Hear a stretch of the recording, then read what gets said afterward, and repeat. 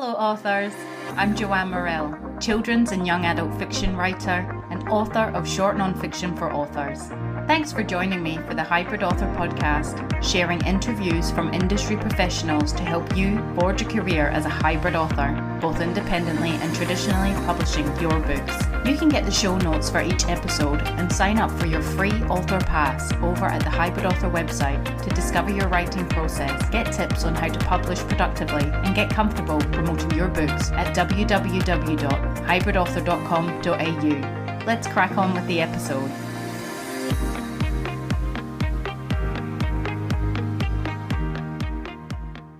Hello authors! I hope you're all keeping well in whatever part of the world you reside and listen to the podcast in. Today's interviews with author and librarian Emily Paull, who shares her expertise on the role of a public librarian and how the library system works in Australia, as well as what weeding books is, ELR, PLR and DLR payments, hosting paid author events at libraries, striking up relationships with your local librarian, her author adventure, and much more.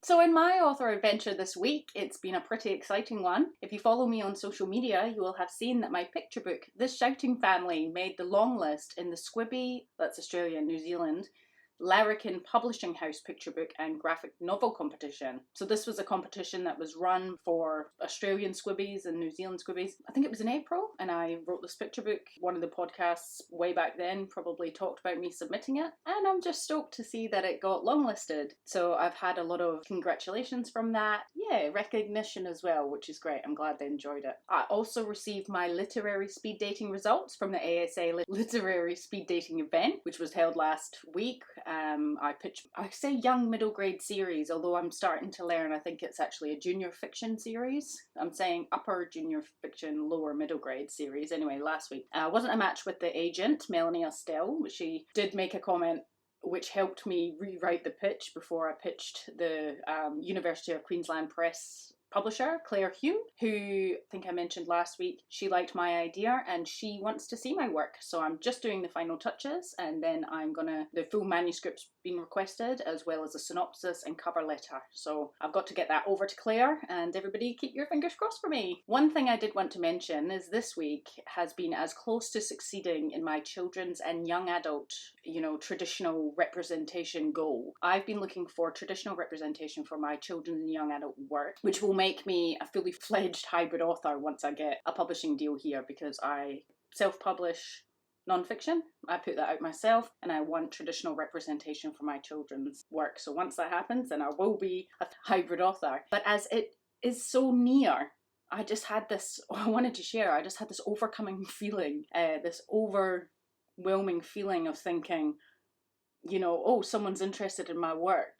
Well, I don't want that now, because it made me very aware that once that happens, I'm crossing a line. Things will change. My status will change. Putting myself out there, I've been trying to do that for so many years, but of course I will keep crossing it because it's what I've been working towards, and I can't wait to see what the other side brings. But I almost feel like I'm on the edge of something, and then once I cross over it, that's this where I'm at now won't be the same again, obviously. So, and it's a little scary for things to change. I just wanted to share that as well, because I guess we all feel scared, and but I'm also very excited as well for what the next step brings.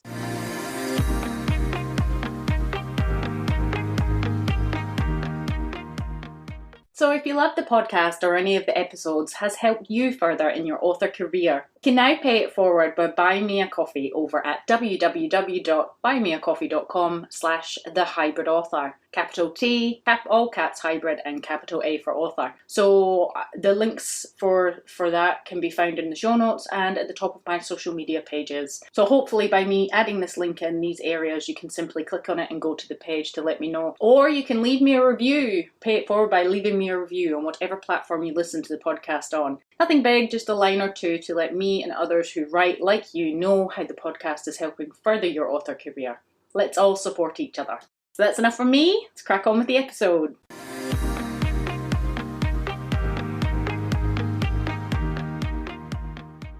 Emily Paull is a former bookseller turned passionate librarian from Perth, Western Australia.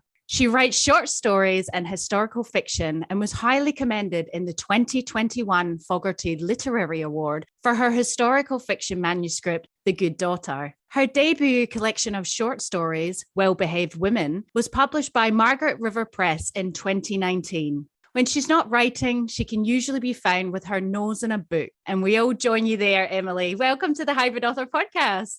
Thank you so much for having me. Oh, you're welcome. How is it you came to join the magical world of books in so many roles, inside, outside, and selling, and wow. I mean, I think it was a bit of a foregone conclusion that I was going to be a bookworm.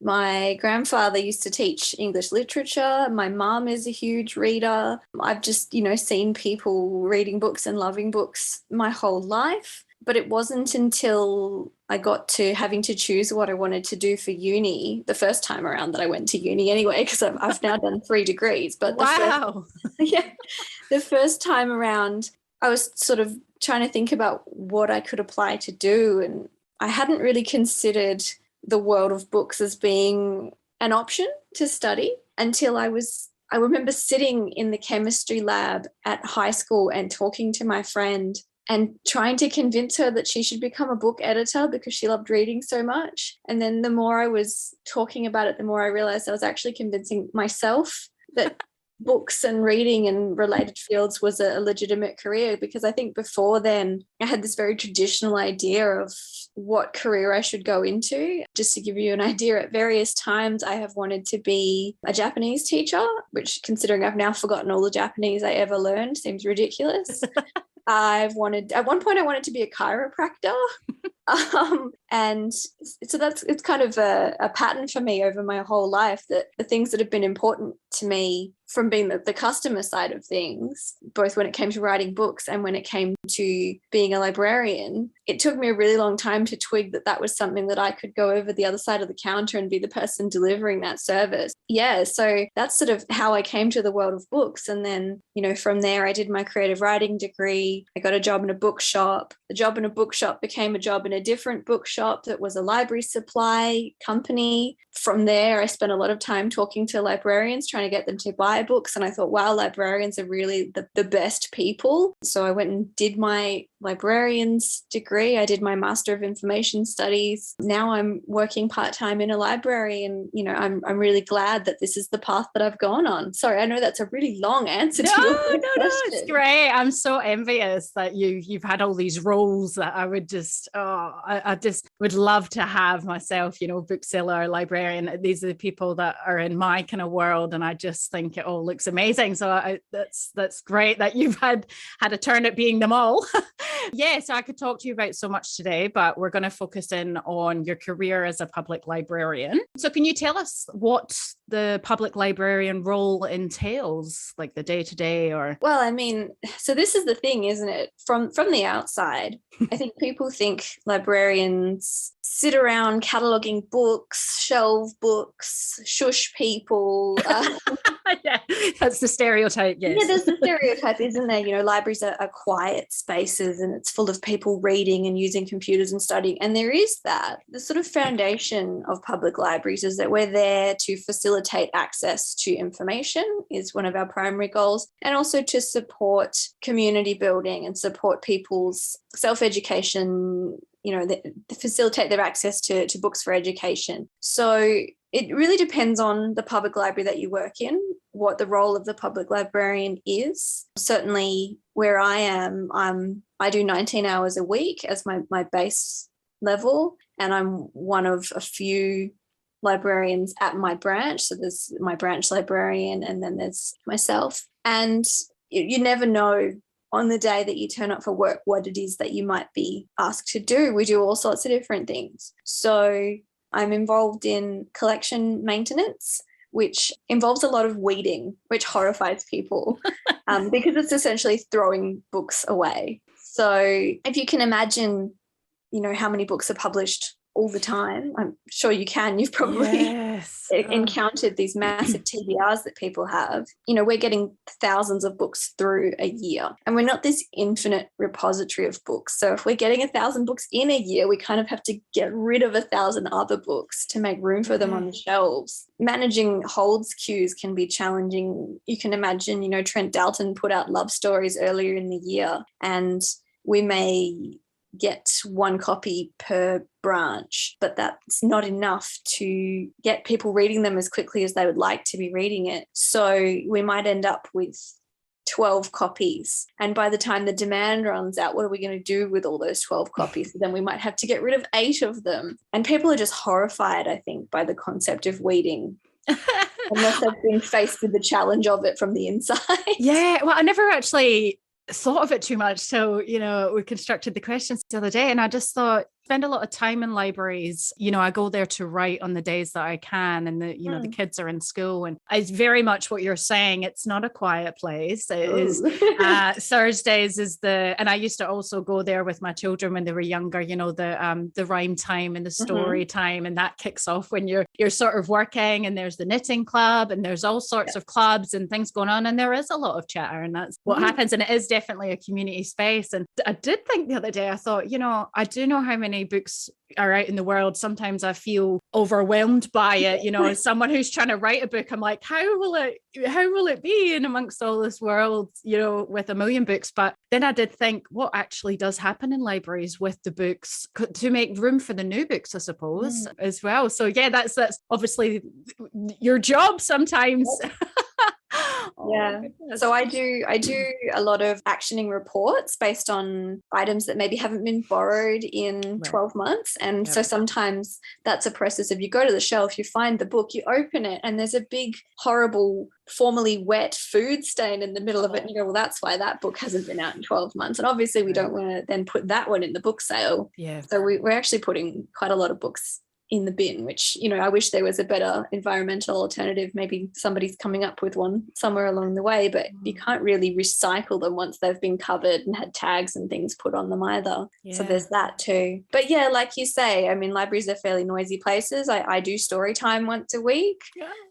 Which can be challenging because you're trying to engage the parents and the grandparents and carers as much as you're trying to engage the 4-year-olds who, you know, it's very hard for them to sit still for half an hour. And I think it's very hard for some of the adults to sit still and not look at their phone or talk to the person next to them for half an hour as well. So I have to be on for that 30 minutes. I think at one point pre this most recent wave of COVID, I did a session which had 60 people watching it. Wow. I was referring to myself as the pink wiggle after that because I was on a stadium tour.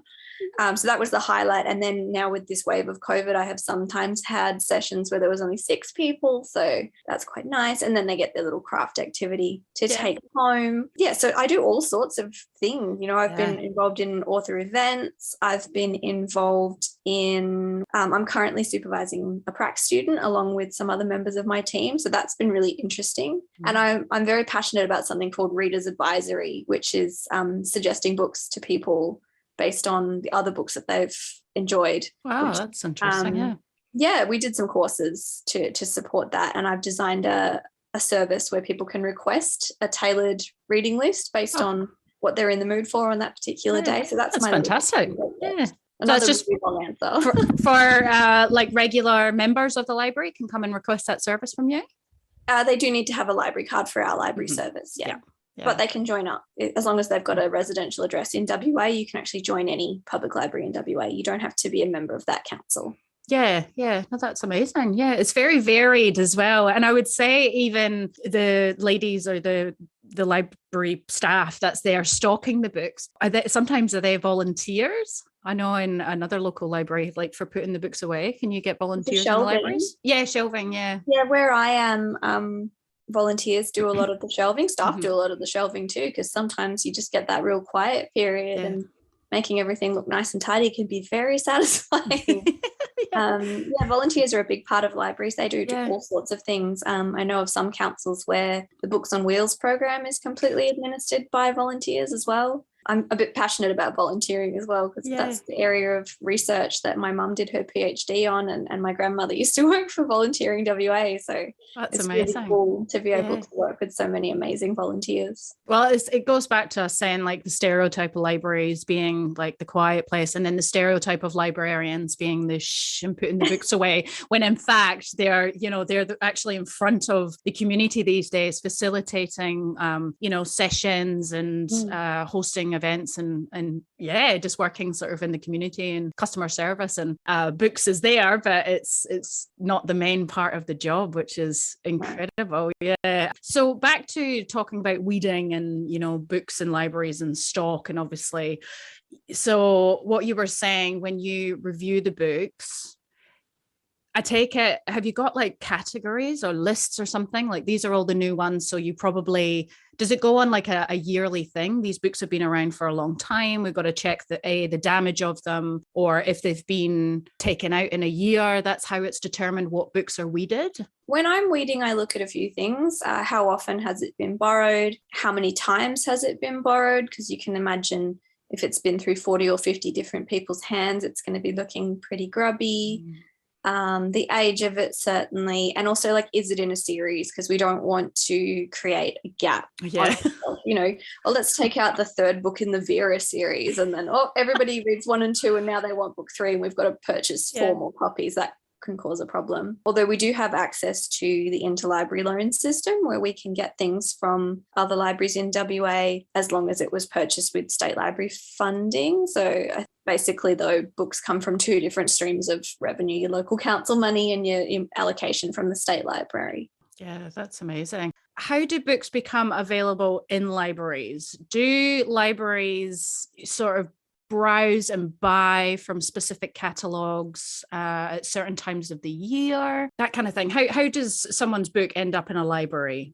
Okay, so as I just mentioned, there's 2 sort of pots of money that funding comes from, and this isn't my role at the library either, so I may get something slightly wrong, but my understanding of it is part of your budget from your local council is a collections budget, and you also get funding from the state library. And you may have noticed that when you borrow books from the library, some of them have barcodes that start with a 3, and some of them have barcodes that start with an A. And the ones that start with a 3 are state library funded items, and the ones that start with an A are your local council funded items. So the ones that start with a 3 are the ones that can be loaned to other libraries on the interlibrary loans program. Right. Now, it has changed in recent years, but there's a couple of firms that are specific library supply bookshops. There's 3 big ones, and they do all of the cataloguing and processing and things as well, if libraries want that. I believe they still work off a profile system, which came into effect a few years ago, where libraries define some parameters based on their community. So, we want this many fiction books, this many non-fiction books, we need this percentage large print, audio, children's books, etc. And they often will define their popular authors as well. They're like automatic buy authors. So, your big examples would be your Nora Roberts and your James Patterson, and the people that pretty much need their own wing of the library because they put out 3 or 4 books a year. The Treehouse stories. Oh gosh, the Treehouse stories. The things that, it's a no-brainer that, yes, we're going to want a copy of that. So those companies, those book supply companies, basically do the ordering for the libraries based on those profiles. And then the collection development librarians can also top up orders by purchasing from bookshops or from those same companies on a separate fund to incorporate debut authors and incorporate extra copies of things that they might need, or to get backlist items. If we've accidentally weeded the 3rd copy in the Vera series and we need 2 more, then we would go and do that as well. So these collection development librarians, is that a specific role that you study for? Or so your role, could you find you were doing that one day, that job, or no, that's specific to that That's librarian? where I would like to go. That's definitely where my passion lies. And I have done some activities towards helping that team, but that's not my specific role. It is part of the degree that you do. You do learn about collection development, but it's more as well once you've done the general information studies degree, because it's called information studies in most unis. Yep. then you sort of, where you are, you get some on the job training as well, because every council is going to be slightly different in how they approach it. And often it's part of, a team of maybe one or two people might do the adults and the children separately, or they might sort of share the role a little bit. I mean, obviously very small councils, it might actually just be one person who also does 8 or 10 other things as well. You have to be quite flexible. Yeah. But that's what makes it exciting, I think, that you get to do different things each day. And like you said, you show up and you're not sure what you're doing that day. That's pretty Absolutely. Cool. I mean, yesterday morning, I think the first thing that I did once we opened was I helped an elderly lady photocopy a whole bunch of documents, because she was saying, I've got a tremor and I'm really intimidated by the photocopier. And I was like, you know what? I'm here to help you. I will do your photocopy. Yeah. Oh, that's gorgeous. Yeah. There's a lot of, like you said, educational and information sessions run through the library, to educate older adults, say, with social media and things about tax. And I've been in my local library for like learning about tax and stuff as well. So no, it's so good. They run so many good things. Can I ask you again, you're saying that that's obviously not your specific role for the collections and the development thing. Do you know if it matters with the books that they're obviously considering? You talked about categories and formats. Is the way the book published an issue ever? Is that something that ever comes up? You've got your traditional publishing houses, but in this day and age, we've also got like people who are self-publishing and stuff. Is that something that they consider, or it's more just the content of the book, I suppose? I mean, there's a number of issues related to that. Self-published books, they're not automatically discounted by libraries. We're very happy to have self-published books, or books that are published not by the big guns in publishing, bearing in mind that if it's difficult to order, like if it's only available directly through the author and they're going to charge us a lot for shipping and things like that, that might be a factor, because councils have checks and balances around, you have to fill in a new supplier form often, and you have to have an ABN, and it has to be easy to pay you on an invoice and things like that. If it's something that you can get through one of the distribution channels, whether that be Booktopia or something like that, or one of those library supply companies, I think you've probably got a much better chance. And I don't know many libraries that can easily just accept a book if the person walks into the library and says, hey, here's my book, you want to buy a copy from me here and now, because they do have to abide by the rules of their council's finance department and things like that. Maybe some libraries can, but certainly the ones I've worked at, it's much more preferable to be done through a proper ordering process and paid on an invoice and have all the proper numbers on the form, etc. There's also requirements about the format as far as minimum size requirements. Can you imagine, you got a little tiny pamphlet and you shelve it and it's gone. It's between two books, it's gone. We don't like spiral bound books either. Right. You can't put a spine label on them. I think it's one of the main reasons, but also they fall apart. Yeah, it's just a few factors that sometimes people don't take into account. And they may not necessarily be the reason that the book is not put into the collection. Certainly I have seen some really small books put into our collection, but it's something that might make the librarian think twice. Yeah, about that. No, that's really interesting. It is. I did some script writing minor at uni, and borrowing the scripts from the library was a nightmare. And because it's a spiral, it's the spiral thing, and they were just falling apart. And so I quite understand that. But yeah, it's something you just don't really think about at all. No. Off the top of your head, like a rough estimate, do you know how many books are allowed in the collection, like, well, your library say specifically? Or I don't know if that's allowed in the library. Like, I don't think there's a cap on it. Okay. Gosh, it's in the high thousands. But that's good to know there's not a cap, because that's what I was thinking. Maybe, they reach a certain point and they're like, right, we have to stop for this moment. And then, then you start with the weeding and then they start again. There are like stats and analytics, like one of the programs that we use to analyze our collection, there would be certain times where we would be considered overstocked, but that's got to do with how much space we have versus how many books are on loan at any one time. So if a certain percentage of our collection is on loan, we consider it a success, rather than it being like, oh no, we've got 20,000 books, we've got to stop now. Yeah, that's it. I know, it's crazy. Oh gosh.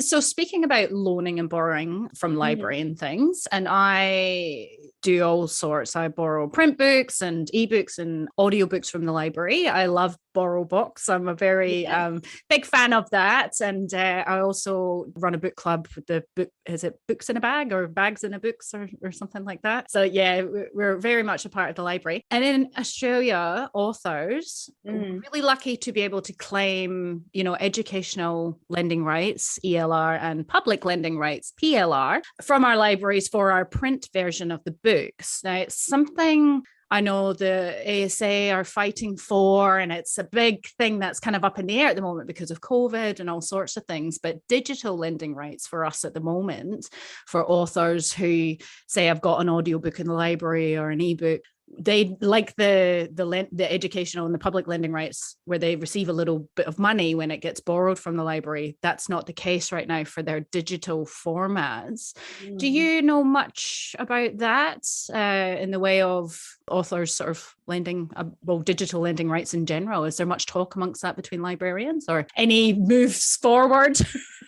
So ELR and PLR is actually administered by the government. It's not, the payment doesn't actually come from libraries. The library community, I don't know whether we have much sway over what happens with digital lending rights. I do know that as an author, my book's been out it'll be 3 years in November that my book's been out. And so I think I don't receive royalties anymore because I'm not selling books, but I'm still getting ELR and PLR payments, which is compensation for the number of copies of your book held in educational institutions and public libraries, rather than based on the number of times that your book gets loaned. But it's compensation for lost income because multiple people are accessing that freely available copy rather than buying your book. I know that the ASA put forward, I think it was in 2021, they put forward another submission to the government asking for digital lending rights, because we certainly saw that during COVID, during lockdowns, people were accessing digital copies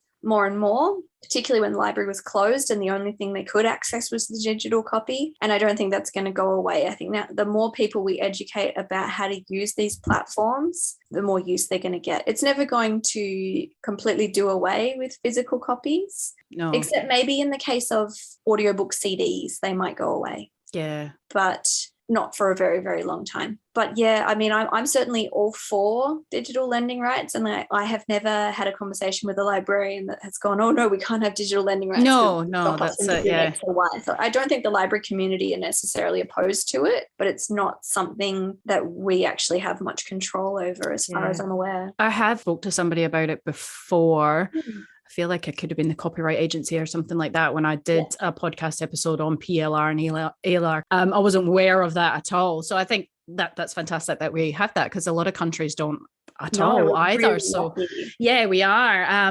But yeah, I agree. Like the digital lending rights, to them, it's not as simple as just borrowing, like obviously the other lending rights, the print ones, because of a big factor, there was licensing, and I have to get my head around it, to be honest. But our digital resources, I think we get like a certain number of licenses that people can be accessing the file at the same time. So it might be like, you go to look at an audiobook and it says it's on loan and it's not going to be available until August 2022. And that's because we can't just have a free-for-all, everybody accessing it at the same time. WA has just introduced a new e-resource platform called Hoopla, which doesn't have the limit on the number of people accessing it on the same time. They do limit how many streams you can have per month. I think you get 10 each. Certainly that's the case where I work, but they don't have the limits on the number of people accessing at the same time. So there's no holds queue,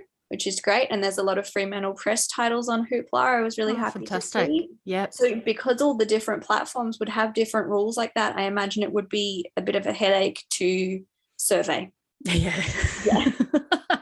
But But that's great. Hoopla, I feel like I've heard of that before, but I have searched some Fremantle Press titles before, and some titles as well. And yeah, in this day and age, and someone who loves audio, it's very disappointing when I find that the audiobook's not there, especially like I love listening to audio to be able to do other things at the same time as well as being busy mum. So it would be great even just to see that platform kind of take off as well. And then, authors be compensated for that so they don't lose out as well. Look out for that episode in the future.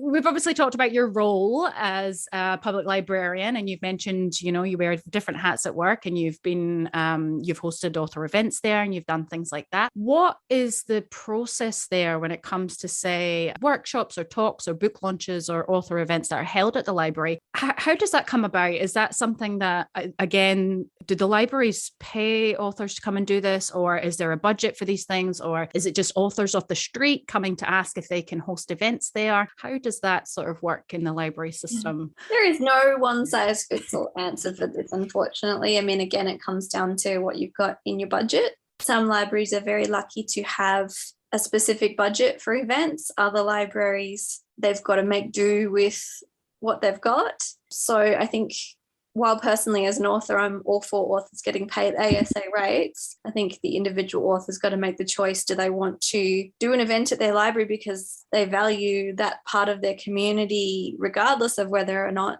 they're going to get paid, or do they want to sort of stand firm on their principles? And I know that there are other authors who will be like, no, absolutely not. Authors should always get paid. I respect that viewpoint, but I also have been in the position of knowing how little funding there is available and wanting to have events available to connect authors to community. So it's a really hard position to be in when you know both sides. I wish all libraries had the budget to do fantastic author events and put on wine and cheese and all that sort of stuff, but it's just not the reality right now. I think the libraries that can pay often have somebody who arranges it all, whereas the ones that don't, they're probably more open to someone walking it. But I can't speak for all libraries. It's very hard to speak for all libraries because we're all so different. Yeah, I go to a lot of library events and like author events and things like that. And yeah, there is ones where there is all the wine and the cheese, and some of them, I think one last year as well, had like it must have been near Christmas, and they had a brass band playing, and it was it was a really good event actually. Yeah. And so in my mind I just thought, wow, does it, did they put this on, or how does it go about? So when say you're organizing an event for one of these events through your library that the library has budgeted for, are you in charge of being not the MC, I don't know what the word is, like introduction person and setting up and things like that? Is that your job? I mean, it's one of the roles that I've taken on for some events. We actually have a person who coordinates all of our cultural programming though. So I sort of put my hand up and say, I really want to go to this talk. Can I go along and be the person that stacks the chairs and serves the wine? And so I had to go and get my RSA earlier in the year. Wow. So that I can serve the wine. And I do sometimes do the interview as well. And that again came from, taking the initiative to pop my hand up and say, hey, I've interviewed people at Perth Writers Festival before. Can I do the one in the library if you're not available? And so that means we can do more events because she doesn't have to be in two places at once. Yeah, that's cool. And then also sometimes at these events as well, there's a bookseller there. So again, obviously the person that conducts all the events, they organize the bookseller. And would that just be connections with the author, or would it be connections with the library, or just the local bookseller? In our case, we try and invite booksellers from our local area, try and spread the community love. Yeah. Oh no, that's amazing. So do you have advice to our authors listening that are looking to support their local library and get involved in the community and strike up a relationship? I remember I've always gone to my local library to write when I can, and I've always felt a bit shy to go up and say to the the librarian, oh, I'm such and such, and just talk to them really and try and strike up that relationship. Do you have any? The librarians, are they happy? They're obviously happy to talk to the community, but do you have any advice there, like between as an author, I suppose, and a librarian, authors, striking up relationships with their local librarians? I mean, I'm always happy to have a chat. I don't know about other librarians, but Yeah. I guess my biggest piece of advice is you don't want the first time you go and speak to your librarian to be when you're asking them to put on an event or stock your book. You want, like, oh, I've never been in this library before. I don't even have a library card, but please buy 5 copies of my debut novel. Yeah. Use your library, go to events, have a bit of a chat with the staff if you get the opportunity, be friendly, be part of that community, and then that, they'll support you back. Yeah, I think we do remember people. We do build relationships with our patrons and remember them. And, I've certainly got regular patrons that I think, oh, this person would love this book. I'm going to tell them about it when they come in. And yeah, we love a chat. There's a saying in library world that, are you really a librarian if you haven't been shushed by another patron? So. Oh, no, that's fantastic. Well, you're also, as you've said, a writer, as an author, as well as a librarian, and has, bookseller and things like that. So can you tell us about your book and also how being a librarian has helped your writing career, if it has? Yeah, sure. So my book came out in December 2019, right before all of the pandemic stuff. It's called Well Behaved Women. It is a collection of short stories, and it's about the women we know, the women we see every day and don't think twice about, the secret lives of women.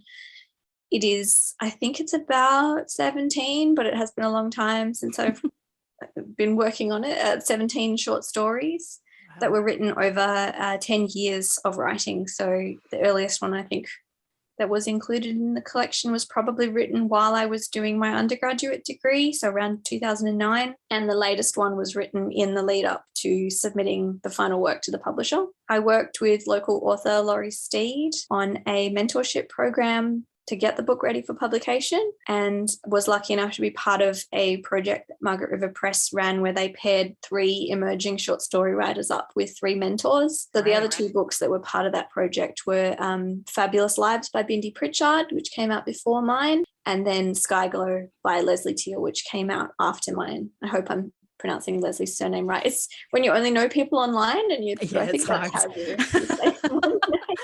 Yeah, I usually at the start of the podcast interviews, I highlight stuff throughout, and I have to check. Yeah, I have to check. Yeah, I'm lucky. I have one of those names that most people know how to pronounce. It's not spelled correctly. I do always get Paull with 1 L in the end. So I get in the habit of spelling it to people or saying with a double L, which has resulted a few times in people writing Emily with 2 L's. But that's okay. Yeah. Very minor thing. That's my book. It had 2 very small print runs. I think there are still a few copies left in the wild if people want to track it down. The lovely people at Dimmick Subiaco keep it in stock for me, and Rebel Books as well. Yeah, wonderful. So would you encourage authors to approach their, say, emerging writership by mentorship and also applying for things that publishing houses, I guess, have put out, like, mentorship? I mean, any of those sorts of opportunities, if you can get them, are fantastic learning opportunities. Just be a part of your local writing. I said the word community so many times in this podcast. Be a member of your local writing community. Yeah. Sign up for the Writing WA newsletter, join a writers centre, go to events, meet other writers, because you just never know what opportunities will come along. But then there's also the whole idea of the more stuff you put your name forward for, the more competitions you enter, things you apply for. It's like throwing spaghetti at the splash bag. It's not all going to stick, but something might. You are going to make a bit of a mark, and people will get to know your name, and you just never know what's going to come out of it. Yeah, that's it. No, I wholeheartedly agree there. So are you still actively writing? Yes, when I can. Yeah, that's it. Yeah, I'm working on a historical novel set in the 1930s and 40s in Fremantle. It's a sort of doomed love story, lots to do with what was going on in Fremantle during the Second World War with the American submarine base that was the worst kept secret in Fremantle. Wow, that sounds really interesting. I hope so. Yeah. I think Fremantle Press will find that interesting as well. Yeah. So you'd said you were highly commended for the Fogarty Literary Award, and did for The Good Daughter? Did that end up coming out, or? No, it hasn't come out yet. Yeah. If anybody wants it, send me an email. That one I ended up writing. I wrote a draft and then I took 6 weeks off in the first COVID lockdown and I rewrote it, sent it off for the Fogarty because why not? Was lucky enough to be highly commended among a few other really talented writers. Brooke Donnell obviously took that award out, and I'm really looking forward to her book coming out in a few months' time through Fremantle Press. But so far, it's still unsigned. And I may, when I finish this Fremantle book, go back and have another go at it and start sending it out again. Yeah. Now that I've had a bit of space. Yeah, good for you. I think I'm saying, if you say Fogarty, I say Fogarty. I don't know how it's supposed to be said. Sounds like how you're saying it. So maybe I'll have to change that. But no, definitely. We look forward to seeing that whenever you put it out there and it emerges. Thank you so much for sharing your valuable time and expertise on Librarians, Emily. Can you tell our listeners where they can discover you and your work online? And yeah, sure. I mean, the place I'm most active is on Instagram, where I'm at Incredible Rambling Ellamy, spelling my own name wrong. I have an author page on Facebook, and I have a website which is www.emilypaull.com. 2 L's in Paul, 1 L in Emily. I think maybe you should change it now to 2 L's in Emily, 2 L's in Paul. Just L's everywhere. Yeah. Well, thanks again. That was amazing. Thank you.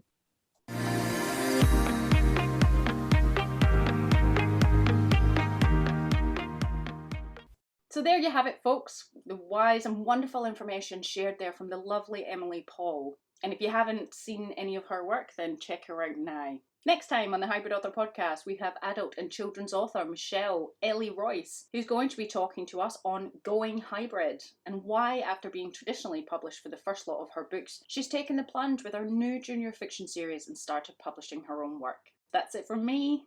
Bye for now. That's the end for now, authors. I hope you are further forward in your author adventure after listening, and I hope you'll listen next time. Remember to head on over to the Hybrid Author website at www.hybridauthor.com.au to get your free author pass. It's bye for now.